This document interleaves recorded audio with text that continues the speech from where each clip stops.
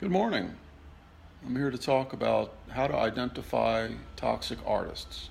And in the online internet environment, you may find that you get contacted, get emails from people who seem interested in what you're doing. They ask questions, or they claim they want to understand or benefit from your expertise. And if you're well known, you may get a bit of this.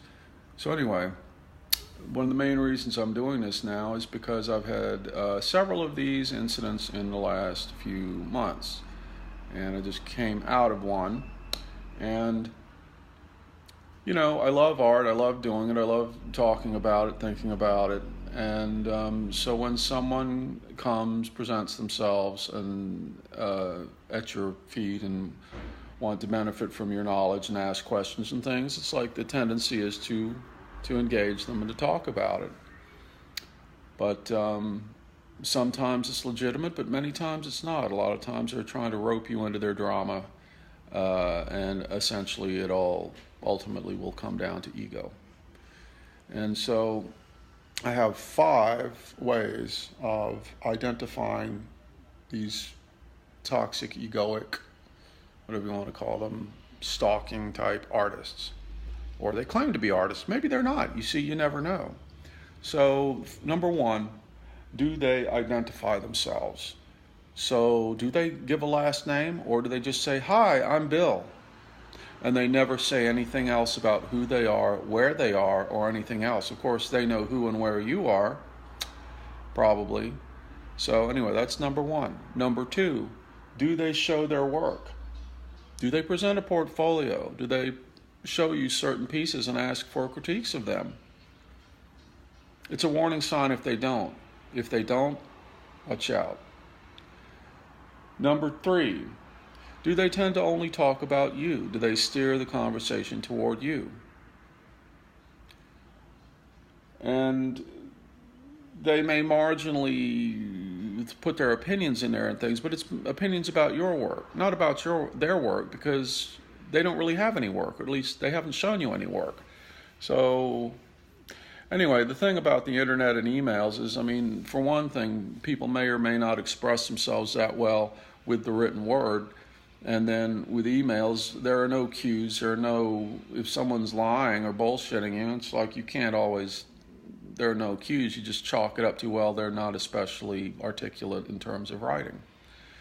So, number 4, do they have a sob story? And I've heard quite a few of these lately, and they can be terrible. They just tug your heartstrings, they just pull you right in. It's like, oh, I'm depressed, I suffer from this disease, I'm 400 pounds, I live with my parents. I've heard them all. And they may or may not be true, or they may be exaggerated. They may be dramatized to get a certain effect. So, in any case, what you'll find is that as you approach the end of the engagement, all that stuff will disappear. All the sob story drama will disappear. It's gone. Oh, well, what happened to all that?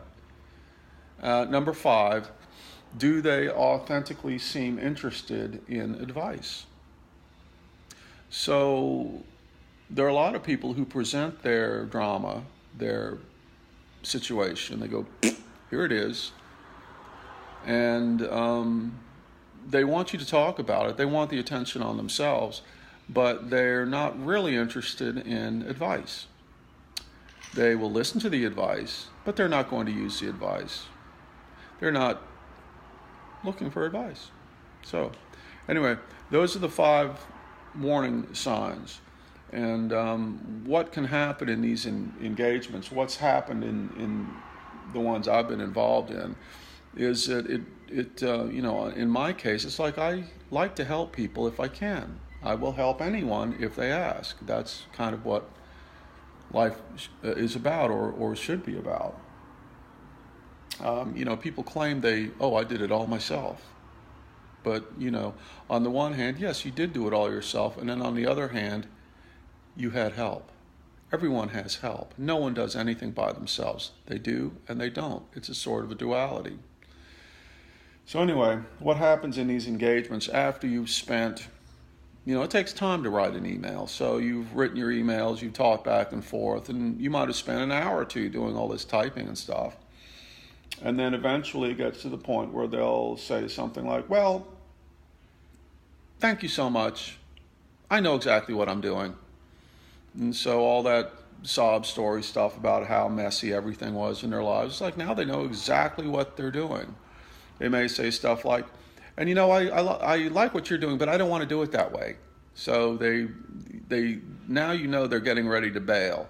They've gotten their attention, they've gotten their ego fixed, and now they're going to dump on you. And it all comes down to ego.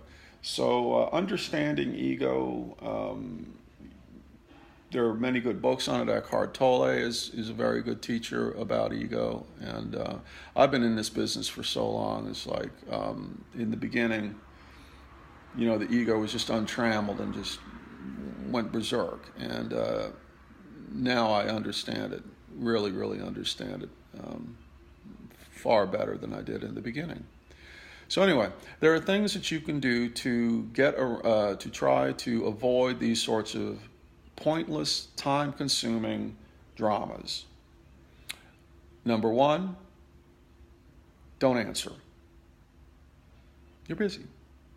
Number two, say something to the effect, oh, I'm very glad that you wrote to me. And this can be a form letter that you send out, so you never get into the thing of actually communicating with a total stranger that doesn't identify themselves.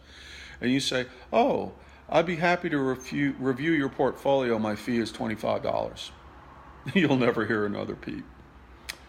So anyway, it's a mess. It's partly due to the nature of the internet and partly due to just the way things are in this crazy business. So good luck. Take care of yourself.